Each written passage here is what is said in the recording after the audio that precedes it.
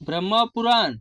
गौतमी तट पर विप्र तीर्थ भी बहुत विख्यात है। उसे नारायण तीर्थ भी कहते हैं। उनका उपाख्यान आश्चर्य में डालना है। अंतवेदी गंगा यमुना के बीच का भूभाग, जो एक ब्राह्मण रहते थे, जो वेद पारंगत विद्वान थे। उनके कई पुत्र थे, जो बड़े विद्वान, गुणवान, रूपवान, दयालु, और उनसे जो सबसे छोटे भाई थे, अनेक गुणों से संपन्न, शांत, सर्वज्ञ, परम बुद्धिमान वाले थे।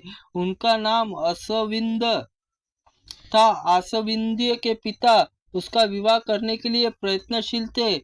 इसी बीच में एक दिन रात को ब्राह्मण कुमार आसविंद सोए हुए थे। उस दिन उन्होंने भगवान विष्णु का स्मरण नहीं किया था और उत्तर की ओर सियाराना करके सोए थे।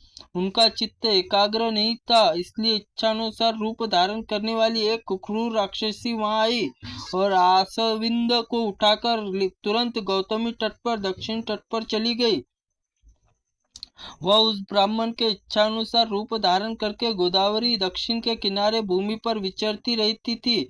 उसके शरीर में बुढ़ापा आ गया था। वह एक दिन भयानक राक्षसी ने ब्राह्मण से कहा, विप्र, ये गंगा जी है, तुम ब्राह्मणों के साथ मिलकर यहाँ संध्योपासन करो। जो ब्राह्मण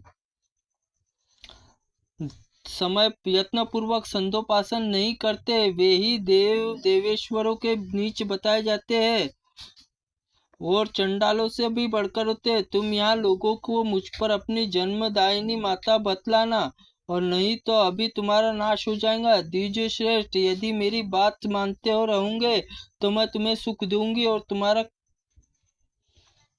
तुम्हारा जो प्रिय कार्य है उसे पूर्ण करूंगी। कुछ काल के बाद फिर मैं तुम्हें तुम्हारे देश में, तुम्हारे घर में, तुम्हारे गुरुजनों के पास पहुंचा दूंगी।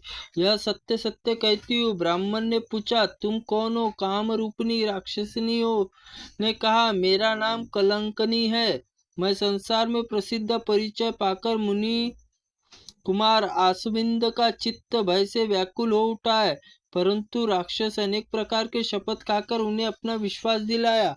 तब ब्राह्मण ने कहा, जो तुमने जो कुछ कहा है वैसा ही करूंगा। तुम्हें जो प्रिय लगेगा वही बात बोलूंगा और वही कार्य करूंगा। ब्राह्मण से यह बात सुनकर इच्छा अनुसार रूप धारण करने वाली राक्षसी बूढ़ी होने पर भी मनोहर रूप धारण किया और दिव्य वस्त्राभूषण विभूषित होकर ब्राह्मण को अपने साथ लेकर इधर उधर घूमने लगी। वह सर्वत्र कहीं यही कहती थी कि यह मेरा पुत्र गुणकार है। ब्राह्मण कुमार रूप सौम्य, वय और विद्या से विभूषित है और यह वृद्धा भी नहीं है, गुणवानी दिखाई देती है।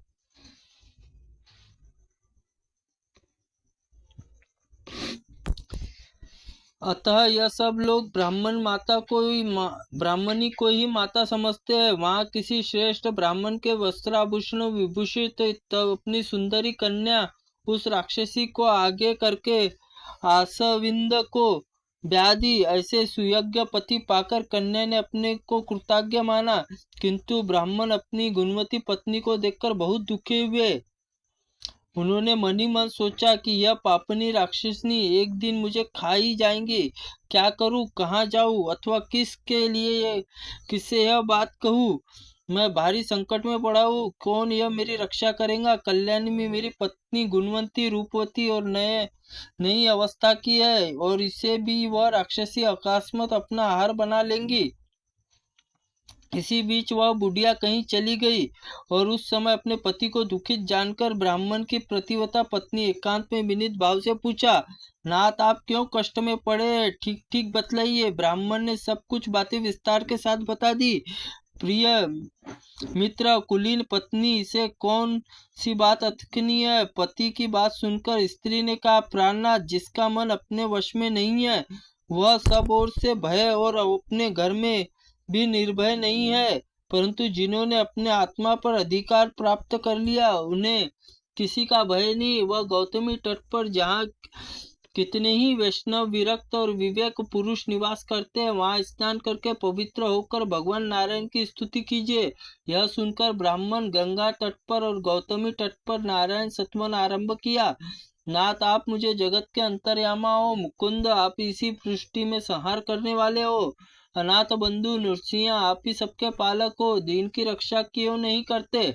यह प्रार्थना सुनकर संसार शोक को दूर करने वाले भगवान नारायण सहस्त्र अक्षरों के तेजोमयी सुदर्शन चक्र से उस पापनी राक्षस को मार डाला।